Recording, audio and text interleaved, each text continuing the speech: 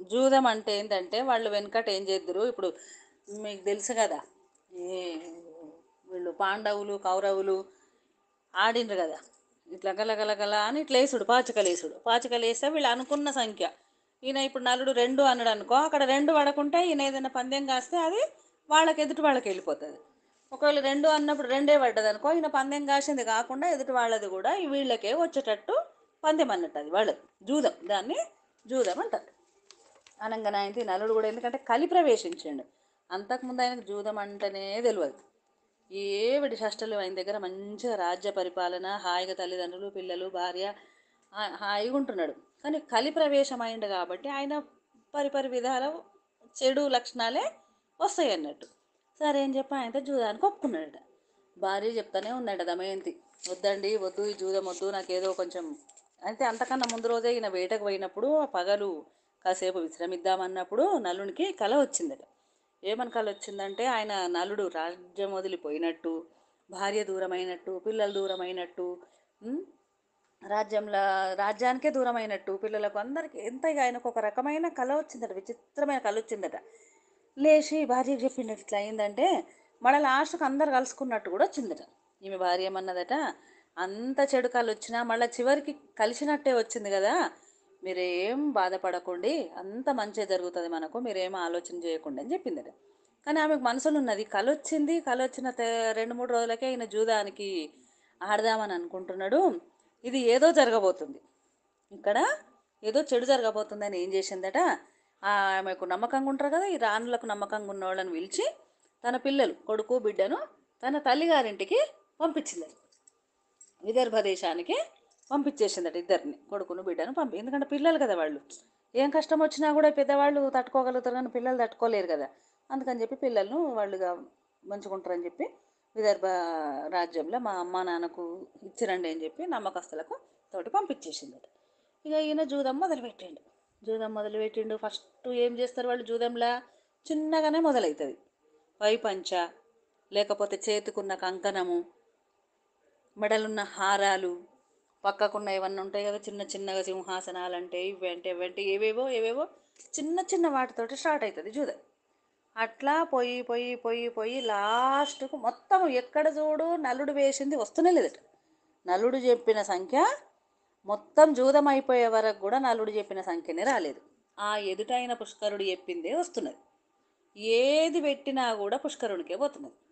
చివరికి ఏం చేసిండు, ఏమి లేవు ఇక అన్నీ పోయినాయి, సర్వం పోయినాయి, పైపంచ పోయింది, ఒక కట్టుకున్న కింద గుడ్డ తప్ప ఆయనకు శరీరం మీద ఏమీ లేదు. చివరికి రాజ్యాన్ని కూడా పెట్టేసిండు. చివరికి తన రాజ్యాన్ని కూడా ఆ పుష్కరుడికి పందెంలో వడ్డిండట. చెప్పిన సంఖ్య పడలేదు, పోయింది, రాజ్యం పోయింది.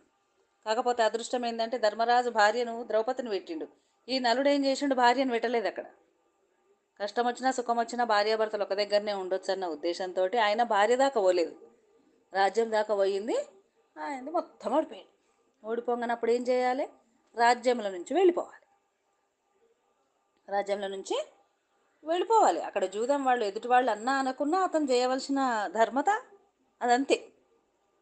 అక్కడి నుంచి ఆయనతో భార్యను తీసుకొని రాజ్యంలో నుంచి బయటకు వచ్చిండట.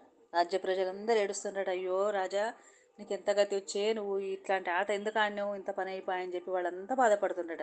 మీరు ఉండుండి, లేకపోతే మీతో మేము వస్తామంటే లేదు, నేను రాజ్యాన్ని వడ్డిన, రాజ్యంలో ఉన్న ప్రజలు కూడా వాళ్ళ సొంతమే, నాకు సంబంధించిన వాళ్ళు కాదు, ఇప్పుడు నేను ఇక్కడి నుంచి వెళ్ళిపోతా అని చెప్పేసి ఆయన అక్కడి నుంచి భార్యను తీసుకొని అడవుల పంటి ఇక పోతుండట పోతుండట పోతుండట. ఎన్ని రోజులో ఎన్ని రాత్రులో ఎన్ని పగలో తిరుక్కుంటూ వెళుతూనే ఉన్నారు. ఆకలి అయితే ఇంత చెట్టుకున్న ఏదైనా కాయ దొరికితే తినుడు, లేకుంటే కాలి నడకన నడుచుకుంటూ పోవుడు. ఆయన కనీసం పైన పంచ కూడా లేదు, ఒక కింద ధోతి మాత్రమే ఉన్నది, ఆమె కట్టుకున్న చీర గంతి. పోయినట ఇక ఆయన అలసట అయిపోయింది. ఒక దగ్గర ఓ చెట్టు కింద పడుకున్నాడు. పడుకున్నారు ఇద్దరు. ఆమె పైది కొంగు తీసి ఆయన గప్పిందట, ఎందుకంటే వట్టిగానే ఉన్నది కదా ఆయన ఛాతి అంతా. ఆ పైన ఆమె కొంగు తీసి ఆయన గప్పిందట. నిద్రపోయారు. నిద్రపోయినాక నలునికి మెలకైందట. మెలకై కలి ఉన్నాడు కదా లోపల, ఇక్కడ నుంచి వెళ్ళిపోవాలి, భార్యను వదిలిపెట్టి వెళ్ళిపోవాలి, భార్యను వదిలిపెట్టి వెళ్ళిపోవాలి అని ఆలోచన ప్రారంభించిండారు. ఎందుకంటే నేను ఎక్కడన్నా పోతే ఈమె తన తల్లిగారింటికి అంతకన్నా ముందే వస్తుంటే ఏం చేసిండట, ఇగో విదర్భ రాజ్యానికి దారిది, విదర్భ రాజ్యానికి దారిది అని ఎప్పుడు చెప్తుండట తవ్వాలి. ఇట్లా పోతే మీ అమ్మ వాళ్ళ ఊరు వస్తుంది, ఇట్లా పోతే ఈ నగరం వస్తుంది, విదర్భ రాజ్యం వస్తుంది అని చెప్తున్నాడు. చెప్తే ఆమె అన్నదట, మిమ్మల్ని వదిలిపెట్టి నేను ఎక్కడికి పోను, మీతోటేనా ప్రయాణం, మంచి అయినా చెడ్డైనా నేను మీతోటే ఉంటా, నేను బతుకున్నంతకాలం మీతోటే ఉంటా, నేను మిమ్మల్ని వదిలిపెట్టి పోను. పిల్లలిద్దరు అమ్మ వాళ్ళ దగ్గర మంచిగా ఉన్నారు వాళ్ళు, నేను ఎక్కడికి పోను, మీతోటే ఉంటా, నాకు ఎందుకు చెప్తుండ్రు మా అమ్మ వాళ్ళ ఊరు ఎందుకు చెప్తుండ్రు, మా అమ్మ వాళ్ళ నగరం ఎందుకు చెప్తున్నారు ఆమె పేచి పెట్టుకుందట. నేను అప్పుడే కోరుకున్నాను కానీ పని నాకు ఆయనకు మనసున పడతలేదు. అరే నేను కష్టపడుతున్నా, నా భార్య కూడా కష్టపడుతున్నది, ఆమెనన్నా సుఖపడను, నేను లేకుంటే ఆమె పోతుంది కావచ్చు అని ఏం చేసిండట, ఈ ఆమె కొంగు ఈయన కప్పుకున్నాడు కదా, ఆ కొంగును సగానికి చించేసి ఆ పైన కప్పుకొని అక్కడి నుంచి ఆయన భార్యను వదిలిపెట్టేసి వెళ్ళిపోయాడు. భార్యను వదిలిపెట్టేసి వెళ్ళిపోయాడు. ఇంతట్లకు తెల్లవారింది. ఆమె లేచి చూసే వరకు పక్కకు భర్త లేడు. చూసింది కాసేపు నీళ్లు తెస్తా అని పోయిండో ఏమో, లేకపోతే ఏమైనా పండో ఫలమో తెస్తా అని పోయిండో అని అనుకుంటున్నది. లేడు. చూస్తుంది, వెతుకుతుంది, పిలుస్తున్నది, రాజా రాజా అని పిలుస్తుంది. అడవంతా వినొచ్చేటట్టు ఎక్కడా ఆయన జాడలు.